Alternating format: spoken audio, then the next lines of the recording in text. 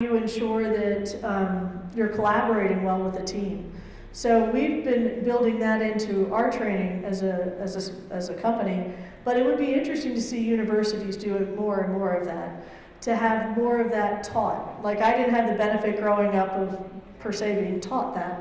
I guess there's some hands-on experiences in university where you did get to do a lot of problem solving, but it was never a class. It was nothing that was taught. And it would be interesting if we started teaching those skills a little more aggressively. So it's kind of for the universities as well as schools there's still value in working in groups and going to universities, because you can do a lot online now by yourself, but then you don't get those soft skills. Yeah, and I think some of those soft skills, getting feedback from others is a really good way to improve some of those skills as well. How well do we collaborate? Am I a good team member? What could I do different and better? I think obviously you can't wait for others to solve the problem for you, but to go out and really try more of it and sign up for more opportunities to problem solve. I'm going to ask you more of a business question. This is from the audience. What is the role and challenges for HR departments today in companies from Latin America, so specifically this region? What do you see as the challenges for HR departments? Yeah, it was interesting because this morning I presented to a bunch of executives that were from Colombia, and they're HR leaders or HR executives. And so they had a lot of interesting feedback and a lot of interesting insight. Some of the things they talked about, the gig economy and how the more gig workers you have, the harder it is to hold on to the culture of your company or to hold on to the business secrets of your company. The other thing we all see is I'm in learning, so my job is to make sure people are productive in their jobs. So when you have a lot of new people coming in, how do you train them? How do you teach them? How do you be effective with the kind of volume of new people always coming in? So there's quite a bit of interest on the gig economy. I would say that was, a high point because that's already hitting us across the board. The other was on learning and how do you prove the business impact of learning and how do you make learning something that top executives in the company care about, will put money into, will invest in, so your employees are ready for the future. So those were two from this morning. Since this is hosted by a business school, we'll do a business school type question. So thinking about the future of work, what is the principal challenge today for business schools? What should they be doing to adapt to this future economy? Yeah, I think business schools can help quite a bit in problem solving and creativity and make things a lot more interactive, do a lot more examples and role play and trying things. But I also think that some of the classic, like financial literacy, is critical. We should all have that level of personal and professional financial literacy. It's a backbone of what happens in business, and to understand that very well helps you to be very effective. So I went to business school. They invited me to my 20-year reunion this spring. Yeah, it's depressing. No, it's really depressing.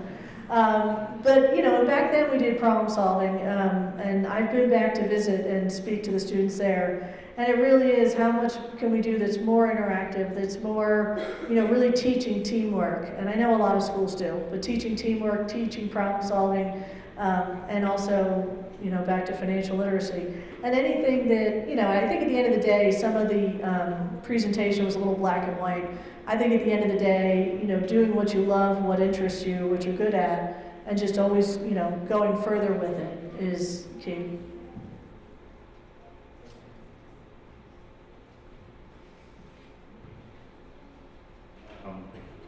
Okay, so there's a lot of questions on this about education and the education gap. If education will be necessary to get a job, what will happen to the uneducated people? Will poverty increase? And if so, how can this be reduced in the future? So this is a big economic question. Yeah, it's a great question. And I mean, that's a concern. That's a big concern, that we have haves and have-nots. We have the wealthy and the poor. There is going to have to be more learning across the board. But what I'd like to think is a lot of learning has gone online. And what this has done is level the playing field. You don't have to go to a beautiful, fantastic university like this to get a university degree anymore. You can do it online at a lower cost. I run this small school in Africa, and it's interesting. You bring in technology, and really it supplements education. You look at something like Khan Academy. I don't know if you're all familiar, but it has a whole elementary through high school curriculum online for free that anyone can take. So I think that's going to help. I think the more education like Coursera, edX, things you can do that are free and low cost will help. But at the end of the day, people are going to have to want to learn. If they don't want to learn, I don't think there's a good outcome.